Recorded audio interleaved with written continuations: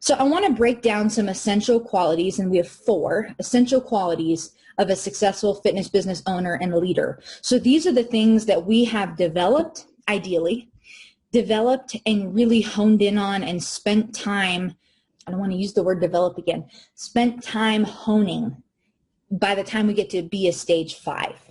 And so all along the way, whether you're stage 1, 2, 3, and 4, all of these things should be kind of in the center of our crosshairs and something that we're growing our awareness of and intentionality in pursuing. And so the first essential quality that we've identified in successful fitness business owners is this: stakeholder awareness. So that's really knowing who your stakeholders are, who the stakeholder groups are that you're catering to and need to consider, and what their perspectives are on a particular situation or a topic.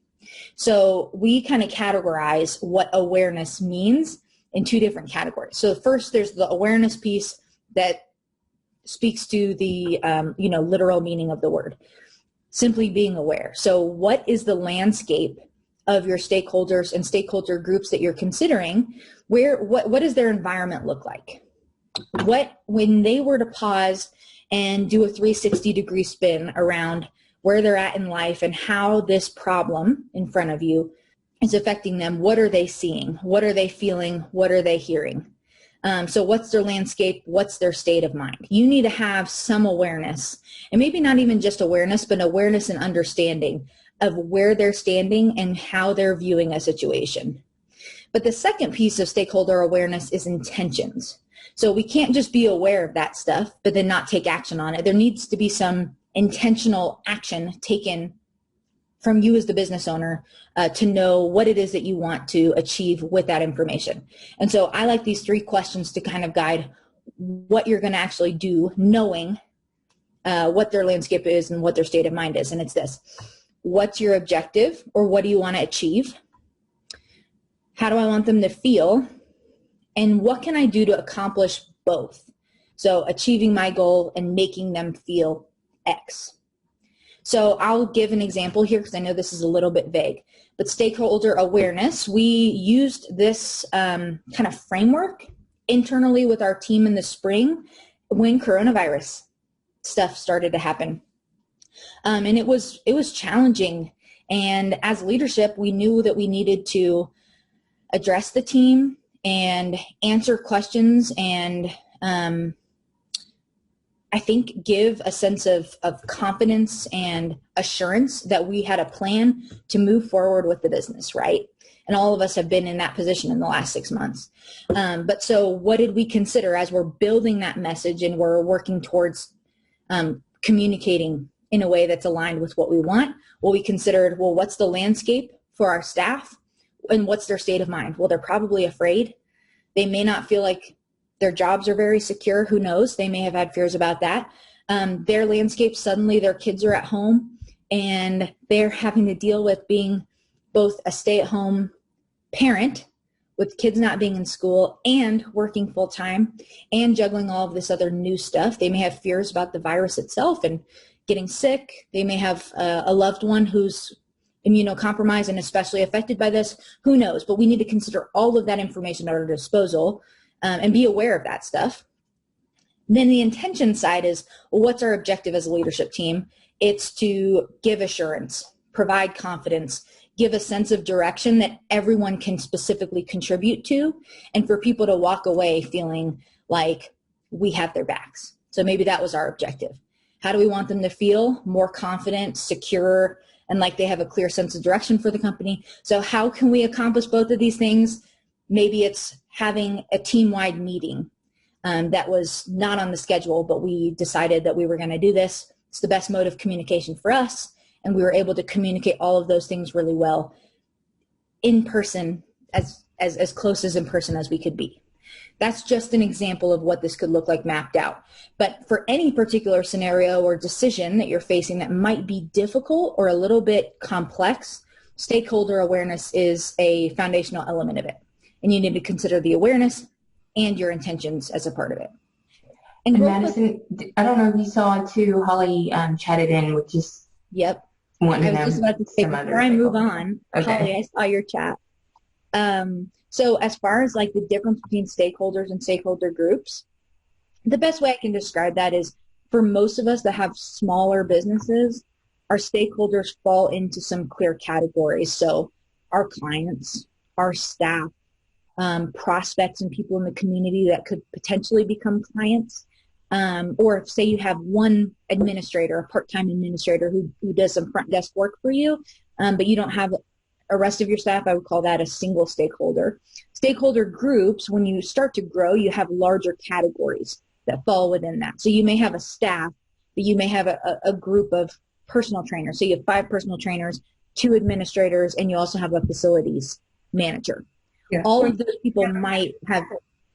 Oh, I'm sorry, Sheila. What'd you say? You have a venture capitalist that's overseeing your business and yes. funding. Yeah, so that would be another one. There's different layers to consider there. I mean, what we're really like trying to capture here is that you need to be comprehensive when considering who stakeholders are. I mean, there are a lot of people impacted by your business decision making. So knowing everybody that's touched by some decision or communication as far as consideration goes for awareness and intentions.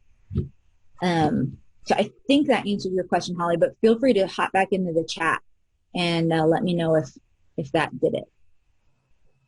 As a sole proprietor, this is hard to grasp. Yes. Well, so as a sole proprietor, do you have, well, I know you have clients. You also have prospects and folks in your community. How about like other business owners or strategic partners that you may have in your community that you'd like to have to do business with in some complementary way in the future?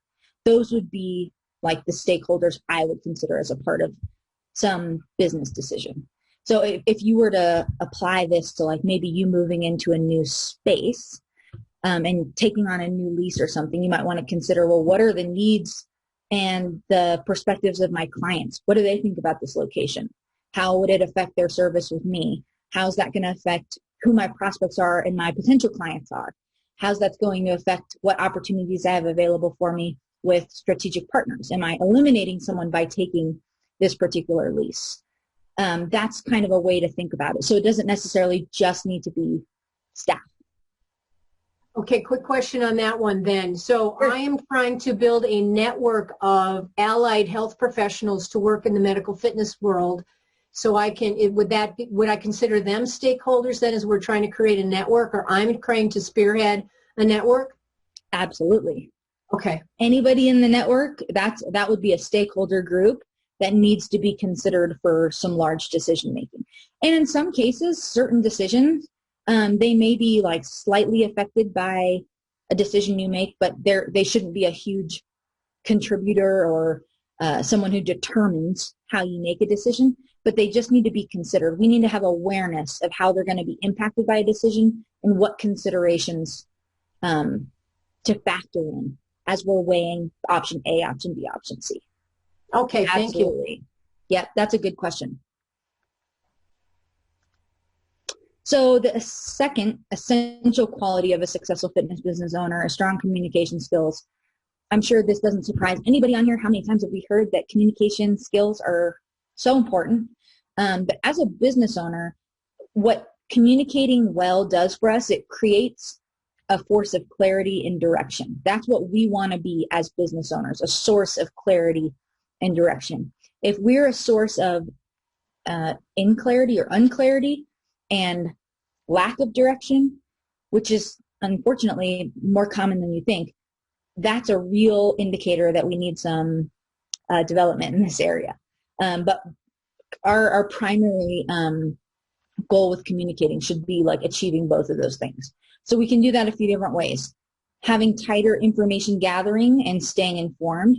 So that means having our ear to the ground with our clients, with our stakeholders, so whether that be your staff, employees, or networks that you're closely tied with, but getting information from them about the state of things around you and kind of the landscape that affects your business and the people that are important to you as a part of your business.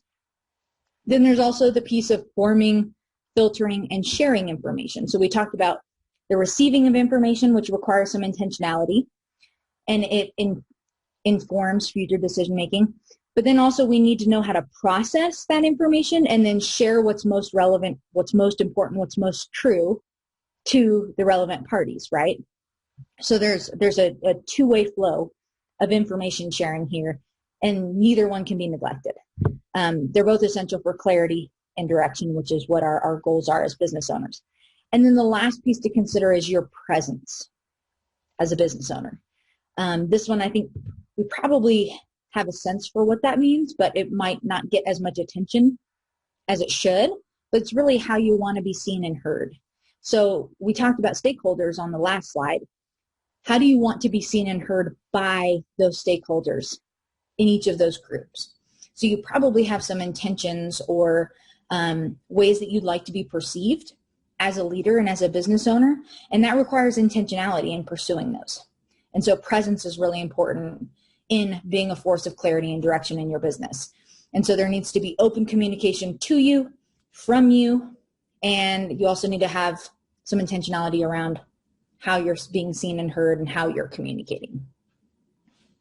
We'll move on to adaptability. This one, I think we've seen in 2020 is absolutely essential.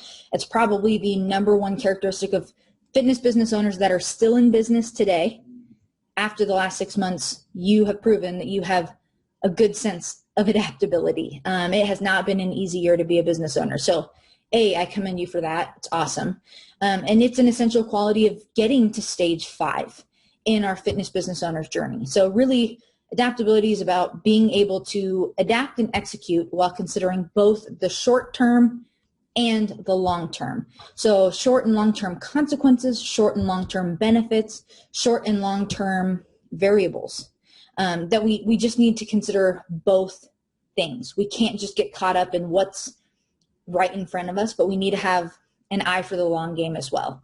So it kind of, I like the way that we've talked about both of these bullets here, but it's kind of like an attitude of there's no single right way, only a best way for us for now.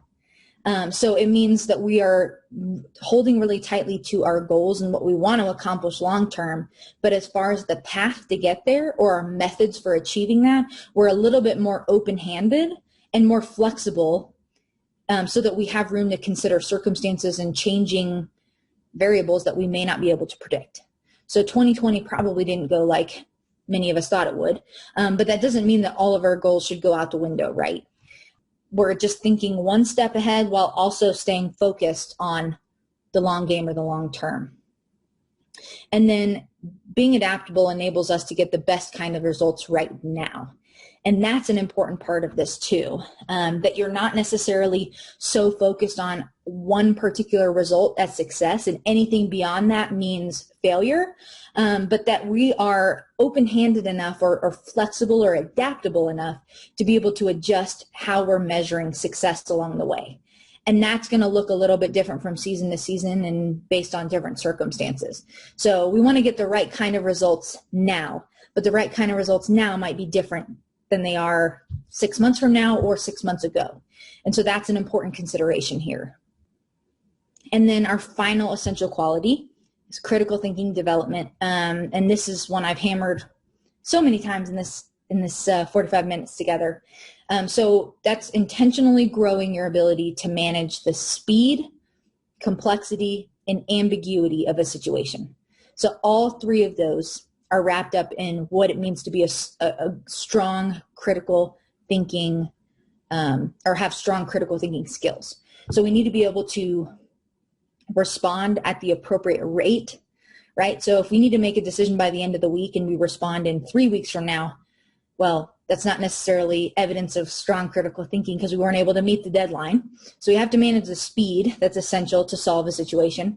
We have to be able to juggle the complexities or the nuances as a part of a situation. We can't oversimplify. And there's also going to be ambiguity. So question marks and variables that are just not possible to forecast or know exactly how it's going to look. There's going to be lots of ambiguous and unpredictable parts of our decision making. And we have to be able to work with that regardless of us not having all that information. So critical thinking development, whether you're super advanced in this area or you're just kind of now paying some attention to this, it starts with strong self-guided questioning. So it can be simple. What's happening right now? What possible changes are coming? What am I missing? But internally, processing some questions like that with some intentionality, and not necessarily just making gut reactions or gut decisions. Or we're not necessarily reacting out of our feelings about a situation, but we're actually giving it some guided thought. And that's really where critical thinking development starts.